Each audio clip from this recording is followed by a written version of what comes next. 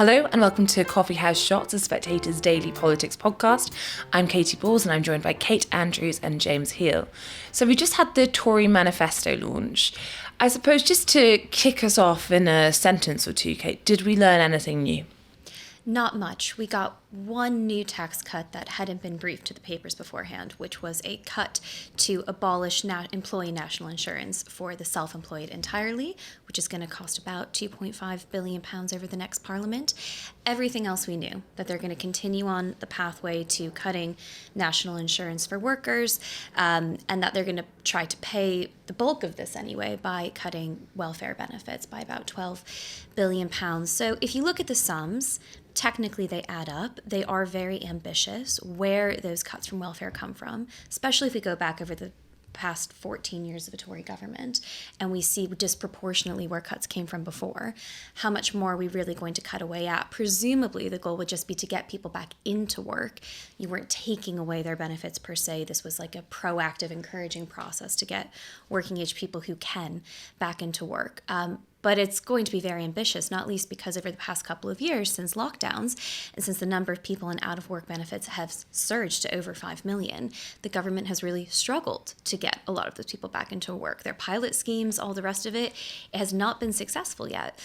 So the details are slim. What I would say about this manifesto from what we've been able to go through so far is that this is a real proposal to continue the policies we've seen for the past 2 years.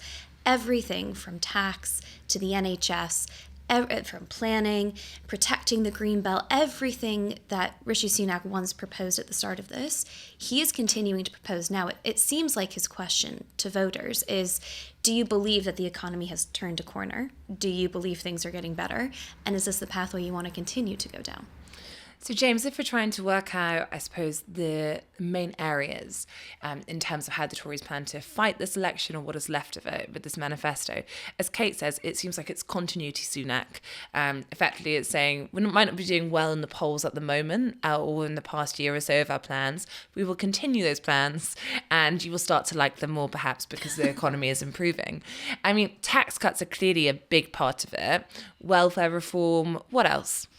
I thought it was interesting what Sunak didn't also talk about in his manifesto launch. For instance, there's a line in the manifesto where he talks about how the Conservatives want to build 1.6 million new homes. You've got this sort of arms race right now with Labour saying 1.5 million and actually Tories going for 1.6 million. And I think what's striking about that is that I think that this very much today, this launch was very much aimed at getting the sort of 25 to 30% vote out in terms of making sure that anyone who is giving the Conservatives a hearing still, making sure that they're not being put off by what they were saying. So the Conservative campaign is very much about going to those areas where they're quite safe right now and trying to get the core vote out there by saying that Labour's going to sort of build all over the green belt, that kind of things. So I think it was partly about tax. There was also a kind of commitment on the ECHR, which was, I think, as Kate says, sort of classic kind of Sunakism for the past 20 months or so, which is we're going to carry on reforming the existing process, but we're not going to pull out. And I think if you're looking for kind of big bang, silver bullet measures, there weren't really any of those today. Yeah, last night, I was speaking to a few people who'd started to see the draft manifesto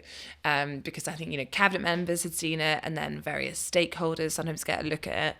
And I had a few message me just saying, this could be a flop. And also saying, but I thought more damning, I had a few saying, I really hope they don't trust me. And they've just shown me the draft and there's another version which has something more exciting in it, because perhaps the very fact they were talking to me suggests they shouldn't have been trusted with the final version.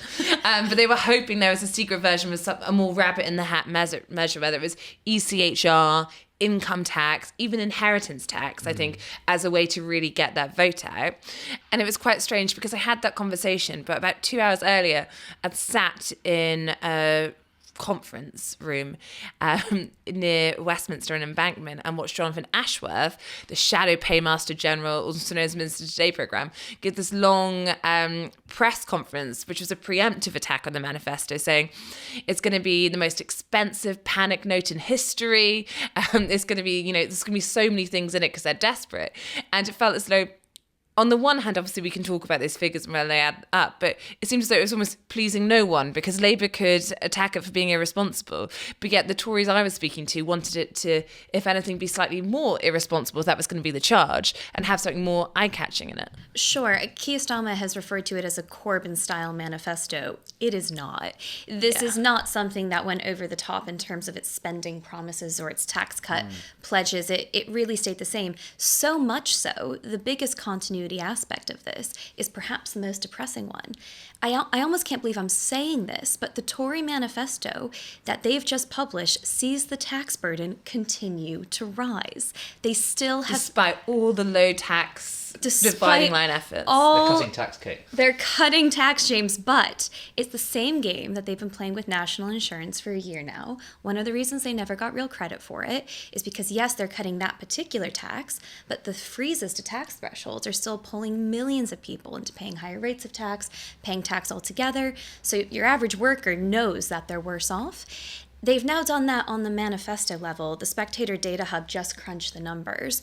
And while the tax burden is going to rise more slowly than it was projected to back in March before they announced, I think it's about £17 billion of additional tax cuts, it's still going up. It was on track to rise to about, tax was going to be about 37.1% of GDP. Now it's going to fall to about 36.7% of GDP, but we're at 36.5% of GDP now. The tax burden is going to keep going up. That is something that the Tory party is going to have to grapple with because you can say you're cutting tax all day long.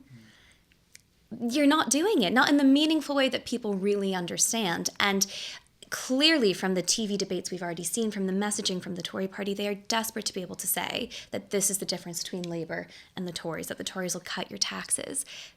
A lot of people really aren't going to feel those tax cuts over what would be the next Tory parliament if this is really what they plan to do. And in terms of Sunak legacy policies, the smoking ban is in there. Obviously, he didn't have time to do that because he decided to call the summer election and not wait till the autumn. And also on social care, James, what are we getting? There's going to be a cap. Yep, there's going to be a cap. Very much continues with what Boris Johnson promised in 2019, whereby, between a certain amount, I think 20,000 and 100,000, you therefore have to pay.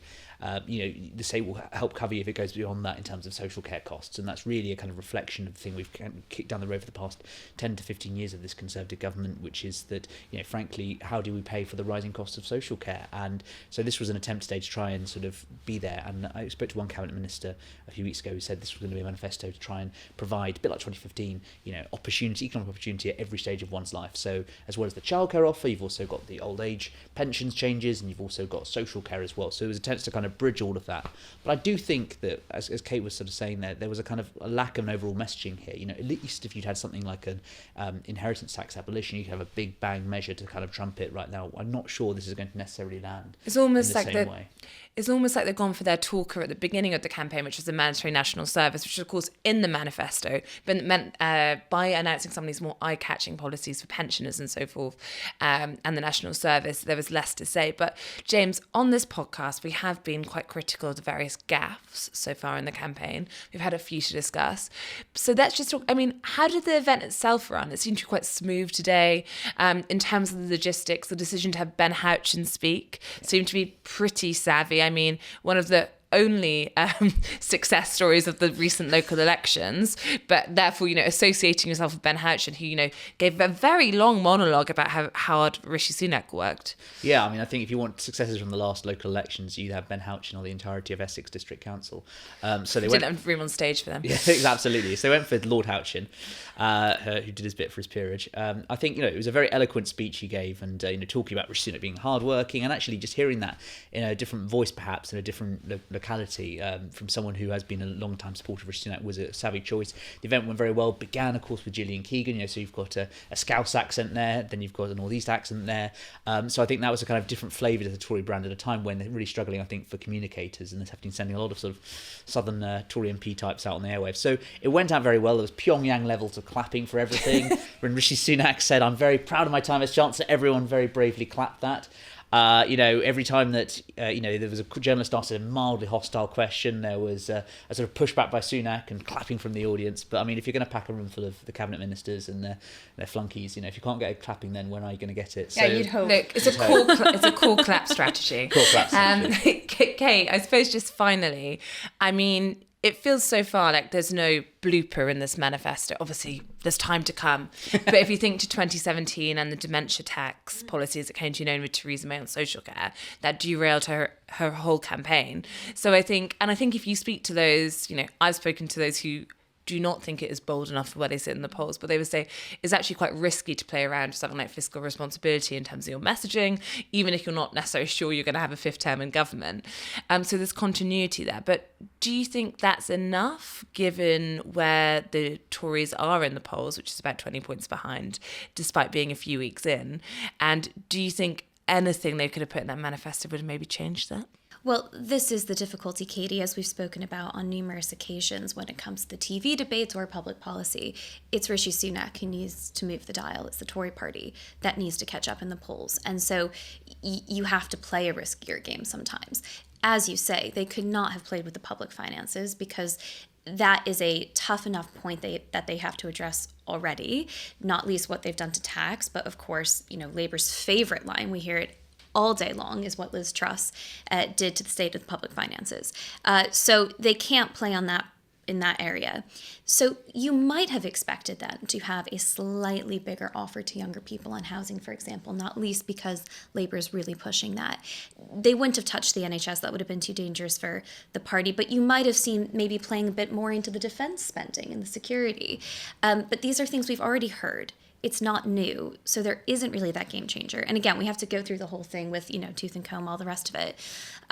But in attempting to avoid what could potentially be not just a blooper, but a massive explosion, it may well be that they've actually very much missed their opportunity to get a little bit more attention from those who were on the fence. And of course, the difficulty with security is, of course, you then talk about D-Day. And, again, I think after the last 3 weeks or so, where 2 of the 3 weekends the Prime Minister has, because of blunders, not really been out on the airwaves, perhaps it would be a good thing for them. In this case, they'll just look at today.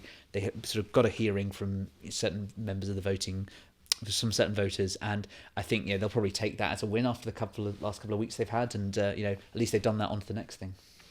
So with that, thank you, James, thank you, Kate, and thank you for listening. And while you are here, we are having an event on the 11th of July, going through the results of that election and what the new government, at the moment looking like a Labour government, I would say, but you never know. There's a few more debates to come. But what the new government means for you and where the losing party might go next. And you can find that link just below this video.